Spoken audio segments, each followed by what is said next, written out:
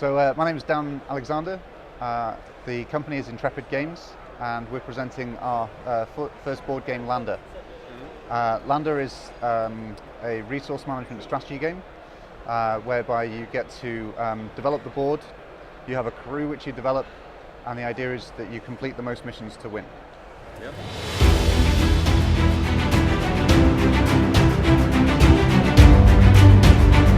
So the design actually started about 3 years ago, and we started making a game which was just like a battling game, and then we wanted to add some more enjoyment into the game because we weren't enjoying it so much. And then we looked to some of our favorite games, and we really are like big fans of Catan.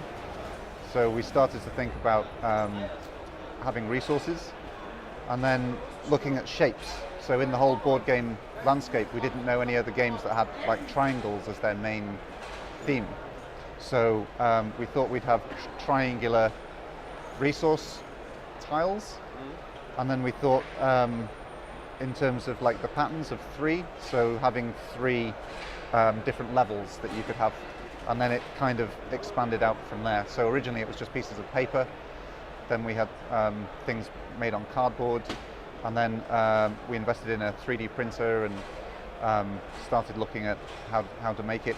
And these are iterations of design. So originally the pieces would get stuck and you couldn't get them out, so there's a little lip to get them out,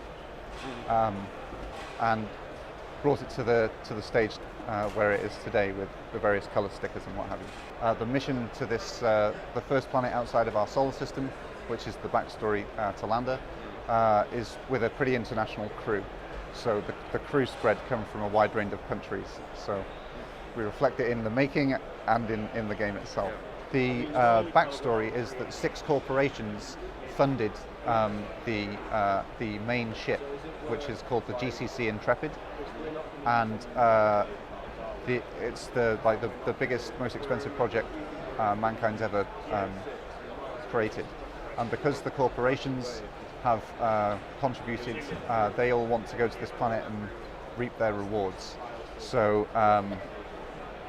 mostly you're on the planet, and there's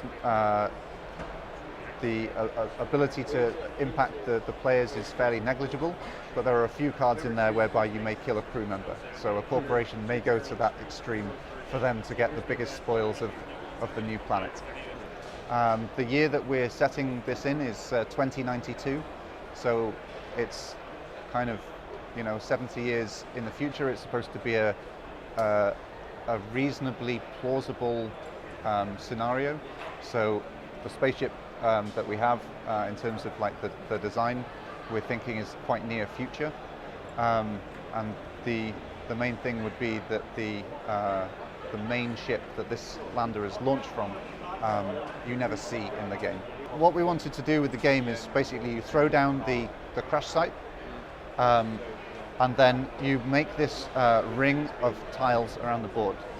There's high replayability because you basically will draw from a number of tiles, and then unlike Catan where you have this fixed board, you're exploring. So every player will place a new tile on the board, and then you can also pay to explore as well.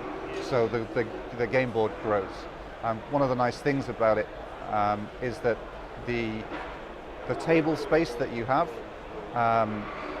can work quite well, so that if you've got everything everywhere, your game board can grow in directions around what's on the table. Yeah. So it works quite nicely in that respect.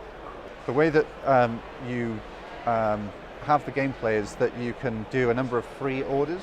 So you can develop your crew, you can do a quick trade for resources with the lander as a free order, but then everything else costs you an order. So you can buy one of the cards, so action cards, enable you to do good things for yourself or potentially mess up the other players. Item cards help you develop your crew and they can move around.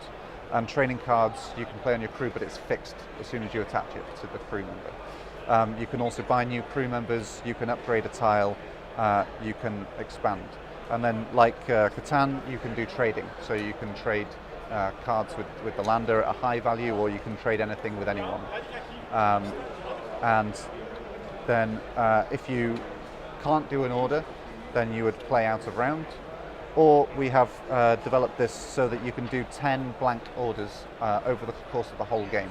And these can be quite strategic, as when you start to get into the complexities of the strategy, it may be that you want to see what your other players are doing, like poker, and you could be, well, I'm just going to see what you're going to do, so I'm going to do nothing, and then you see what they do, and then you have these other elements of the game kind of open up in the strategy. So you would have, at the start of the game, 2 crew members dealt into the crew slots 1 and 2 per player, like this. And with the crew, one of the things to note is that all of the crew are donated into scientists, engineers, or operations staff. And there's 60 crew in the deck, and with the deck there's then 20 of each. The crew have their name and their job title. They have a unique leadership ability for each one of them. So the crew member that you designate in your first slot, they have a special ability which will help you with your strategy. They're permanent bonuses. And when you start the game, you would make a decision of, oh, which one do I choose? When we were developing the game, we had a situation whereby some of the crew were overpowered, and we started to make them less so, and the game became boring. So to fix it, we made everyone overpowered. So you find that the crew leader is a good bonus, and it may be the reason why one corporation may want to kill a crew member, or maybe you just kill a crew member which is highly developed to complete a specific mission or something. But it depends on the planet, because the way that you would interact with that would be through the high number of action cards, and there are 9 cards in a deck of 100, so there's a 9% chance of death. If those cards happen to be lower in the shuffle, then it may be that no one dies the whole game, and it's a fairly peaceful game. And the way that every game plays is completely different.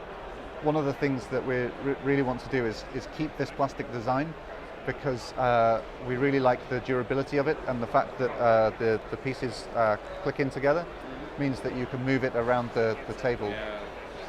And this is something that was developed after having pieces of paper which would just break up. So this is something that we're really proud of. So where we're up to now, coming to Essen, is that the game is finished. We've spent pretty much 3 years making it and game testing it. One of the interesting things is that my job involves me traveling around the world. So I've taken it to various board game clubs around the world on my travels, and got feedback from players all over the world, which has kind of helped confirm that it's working. So as a kind of a finished game in terms of the balance, then what we're just waiting for now is the artist to furnish all of these cards with the relevant artwork and graphic design that we're aiming towards.